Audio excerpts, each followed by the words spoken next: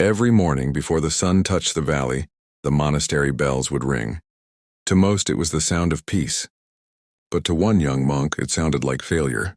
His name was Tenzin. While the other monks found calm in the morning chants, he found only noise, in his mind and in his heart.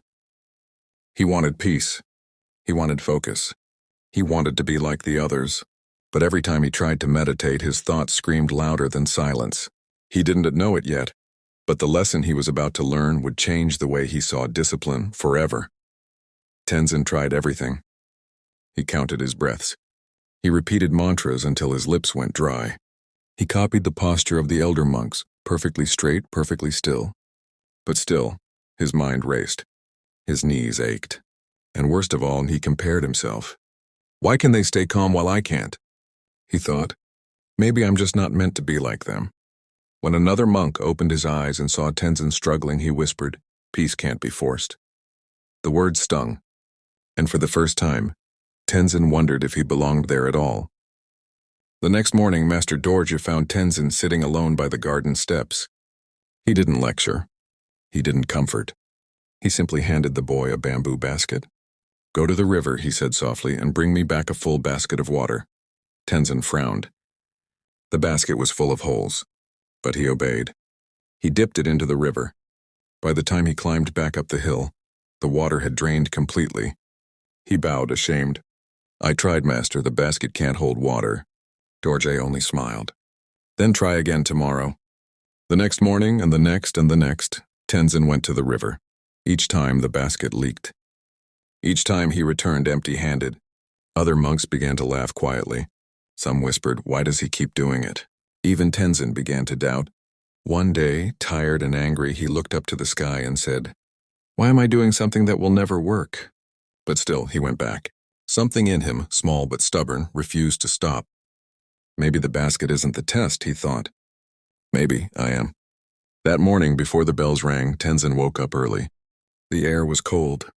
The path was empty. He dipped the basket into the river once more, and as the water slipped through his fingers, he sighed, ready to give up. But something caught his eye, the bamboo. Where it was once dark and muddy, it now glistened, smooth, clean, polished by days of effort. He lifted it toward the light. The basket was empty, but it wasn't the same. The master stood quietly by the riverbank. He had been watching the whole time. "Tell me, Tenzin," he said, "what happened to the basket?" Tenzin replied softly, "It's cleaner now, master, but I still couldn't bring you water." Dorje nodded. "True. But look closer. The basket changed, and so did you. You thought discipline was about results, but it's about transformation. The water may have slipped away, but every drop washed something away from you too.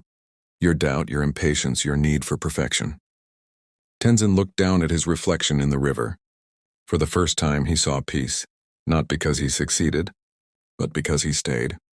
From that day on, Tenzin kept walking to the river every morning, not to fill the basket, but to remember the lesson. He noticed new things, the cool touch of the water, the whisper of the wind through the trees, the sound of his own steady breath. The boy who once couldn't sit still became the calmest monk in the temple. When others asked, "How did you find discipline?"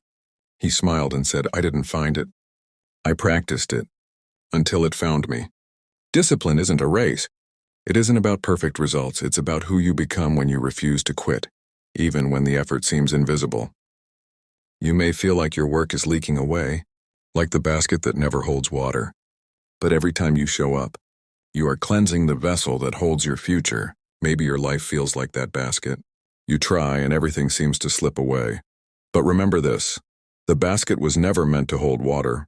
It was meant to be cleaned. And so are you. Keep going, even when it feels pointless. Even when no one notices, because one day you'll look back and realize the water was washing you clean all along.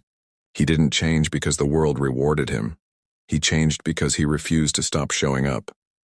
Not because it was easy, not because he saw results, but because he stayed. Every effort, every quiet moment was polishing the soul he didn't even know was shining. And maybe that's you. Maybe you're carrying your own leaking basket, wondering why you keep trying when no one sees your progress. Stay. Keep showing up. Because while the world may see nothing, the soul is being polished. If this story touched your heart, Share it with someone who's about to give up and subscribe to Path of Wisdom. And in the comments, write, "I'm still carrying the basket." Because maybe that small act of staying is what will change you too.